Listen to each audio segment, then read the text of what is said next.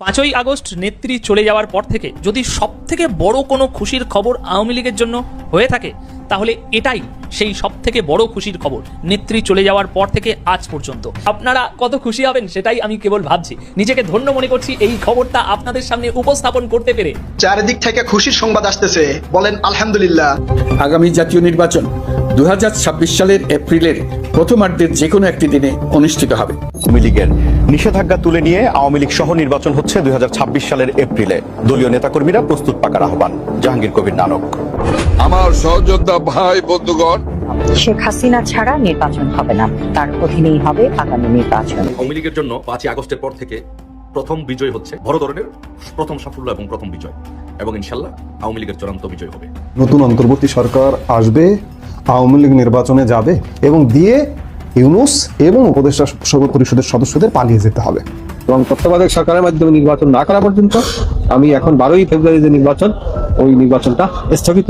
90 দিন নির্বাচন পিছাইতে পারে একটা দৈব ক্রমে। অন্তর্বর্তীকালীন সরকার কোনো অবস্থাতেই কোনো আইনেই নাই নির্বাচন পরিচালনা করা। এই যে সাজানো নির্বাচন, এটাকে যেভাবেই হোক থামাতে হবে। দর্শক, এই মুহূর্তে আপনাদের সামনে কিছু গুরুত্বপূর্ণ তথ্য তুলে ধরবো। চলুন দেরি না করে সেই গুরুত্বপূর্ণ তথ্যটি দেখে আসি। নিষেধাজ্ঞা তুলে নিয়ে আওয়ামী লীগ সহ নির্বাচন হচ্ছে 2026 সালের এপ্রিলে। দলীয় নেতাকর্মীরা প্রস্তুত থাকার আহ্বান। জাহাঙ্গীর কবির নানক। আমার সহযোদ্ধা ভাই বন্ধুগণ, সারা বাংলাদেশের আওয়ামী লীগ, যুবলীগ, ছাত্রলীগ, স্বেচ্ছাসেবক লীগ, মহিলা আওয়ামী লীগ, যুব মহিলা লীগ, সর্বোপরি মুক্তিযুদ্ধের সপক্ষের মানুষেরা আপনারা রাস্তায় বেরিয়ে আসুন। আগামী 13 তারিখ ঢাকায় সকাল সন্ধ্যা লকডাউন, এবং লকডাউন বলতে লকডাউন, কোন যানবাহন, দোকানপাট, অফিস আদালত কোনোভাবেই চলতে পারবে না। সারা বাংলাদেশের 10, 11, 12 জেলায় বিক্ষোভ, 10, 11, 12, 13 সমস্ত উপজেলায় প্রতিবাদ এবং বিক্ষোভে ঝাঁপিয়ে পড়ুন। আমি বিশ্বাস করি আমাদের বিজয় সন্নিকটে। আওয়ামী লীগের এক দফা শেখ হাসিনা ছাড়া নির্বাচন হবে না, তার অধীনেই হবে আগামী নির্বাচন ঘোষণা করেন। নেতাকর্মীদের মাঠ না ছাড়ার নির্দেশনা দিয়ে তিনি বলেন, যাদের থাকে রক্তের দাগ তাদের সাথে আপোষ কিংবা সংলাপ হবে না। We're still talking about Bangladesh, and in a WION exclusive, former Bangladesh Prime Minister Sheikh Hasina has launched a scathing attack on the interim government led by Mohammed Yunus. She says and accused him of quoting Islamabad while trying to erase the legacy of her father, Sheikh Mujibur Rahman. অবৈধভাবে ক্ষমতা দখলকারীরা তারা তো আসলে রাজনীতি করতে কখনো ক্ষমতা আসেনি, এসেছে লুটপাট করতে, দুর্নীতি করতে, সন্ত্রাস করতে, জঙ্গিবাদকে উস্কে দিতে এবং নিজেদের ভাগ্য করতে। আর তাই করে গেছে, দেশের ভাগ্য করেনি। কাজে তাদের স্পেসটা কোথায় দেবো? দুর্নীতি করার স্পেস না সন্ত্রাসকে উস্কে দেওয়ার স্পেস? কথা হচ্ছে, একটা রাজনৈতিক দল যদি সিদ্ধান্ত নিতে ভুল করে তো সেই রাজনৈতিক দলকে তার খেসারত দিতে হবে।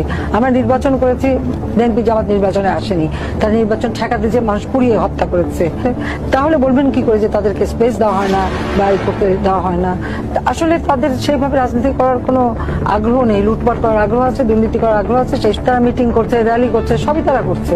কিন্তু এটা তো ঠিক, এই যে মানুষগুলি পুড়িয়ে যে হত্যা করেছে তারা, এবং এর সঙ্গে যে বিএনপি জামাতের সম্পৃক্ততা। 12ই ফেব্রুয়ারি নির্বাচনটি তাহলে এপ্রিলে গিয়ে হলো নাকি? 12ই ফেব্রুয়ারিতে নির্বাচনটি হবে না, এটা চরমতম বাস্তব কথা। কিন্তু এপ্রিল মাসে নির্বাচন হবে, তাও আবার কি আওয়ামী লীগকে সাথে নিয়ে। আওয়ামী লীগকে কি আন্ডারগ্রাউন্ডে রেখে এ সরকার নির্বাচন অনুষ্ঠিত করতে পারবে? পশ্চিম কালেও পারবে না। কারণ কি জানেন? কারণ হচ্ছে আমেরিকা। জি, আমেরিকা এমন একটা দেশ রে ভাই, মানে যে দেশের উপর তার নজর পড়বে চূর্ণ বিচূর্ণ হয়ে যাবে। শুধু এখানেই না, আমাদের বাংলাদেশে 5ই আগস্টে আপনার 1,500 অস্ত্র যে লুটপাট হয়েছে, সেই অস্ত্র পর্যন্ত আপনার উদ্ধার করেনি অন্তর্বর্তীকালীন সরকার, এবং হাইকোর্টে এটা নিয়ে আপিলও করা হয়। যদি এই অস্ত্র যতদিন না পর্যন্ত আপনার উদ্ধার না করবে ততদিন পর্যন্ত আমাদের বাংলাদেশে নির্বাচন হবে না। এখন কথা হচ্ছে, এই 1,500 অস্ত্র কাদের অধীনে রয়েছে? কাদের অধীনে বলেন তো? আমি এত কিছু বলতে চাচ্ছি না, কারণ আপনারা সকলেই জানেন। সবচেয়ে বড় কথা হচ্ছে, এপ্রিল মাসে তাহলে ফাইনালি নির্বাচনটি হতে যাচ্ছে ইনশাল্লাহ, তাও আবার কি আওয়ামী লীগকে সাথে নিয়ে। শুধু এখানেই না, আমি আপনাদেরকে আরেকটি কথা বলতে চাই। আমেরিকা কতটা যে খাতারনাক, মানে শেখ হাসিনা সরকারের পতনের পিছনে ইভেন মানে আমেরিকার কথা যদি আপনি না শুনেন, তাহলে নাটকলাস ডিজাইনটা বা আপনার তৃতীয় কোনো ব্যক্তি যে আপনার এগেনস্টে দাঁড় করাই দিবে আপনার নিজের অজান্তেই, সেটিও যে কত নিখুঁত ভাবে দাঁড় করাবে আপনি টেরও পাবেন। সেটার সবচেয়ে জলজান্ত প্রমাণ হচ্ছে এই কথাটি যদি আপনি মনোযোগ দিয়ে শোনেন তাহলে বুঝে যাবেন। সেই দূরত্ব হলো যে আমেরিকা কিছু জিনিস টিনিস চেয়েছিল, নেত্রী তখন বলেছিলেন যে আমি আমার সেন্ট মার্টিন এই বিদেশিদের দেব না। হ্যাঁ, সেগুলো তারা যখন জানছে, আর তারা তখন আমাদের খুব প্রেশার দিচ্ছিল যে তোমরা অস্ত্র কিনো। তা আমাদের পলিসি ছিল যে দেখো, আমরা প্রথম আমাদের লোকগুলোকে দুবেলা ভাত খাওয়াতে চাই, আমাদের লোককে এই একটা ডিসেন্ট লাইফ দিতে চাই। এইটা করার পরে আমরা তোমাদের অস্ত্র, আমাদের কোনো শর্ত নাই। এবং তত্ত্বাবধায়ক সরকারের মাধ্যমে নির্বাচন না করা পর্যন্ত আমি এখন 12ই ফেব্রুয়ারি যে নির্বাচন, ওই নির্বাচনটা স্থগিত। 90 দিন নির্বাচন পিছাইতে পারে, একটা গণ দৈব ক্রমে। অন্তর্বর্তীকালীন সরকার কোনো অবস্থাতেই কোনো আইনেই নাই নির্বাচন পরিচালনা করা। এই যে সাজানো নির্বাচন, এটাকে যেভাবেই হোক থামাতে হবে।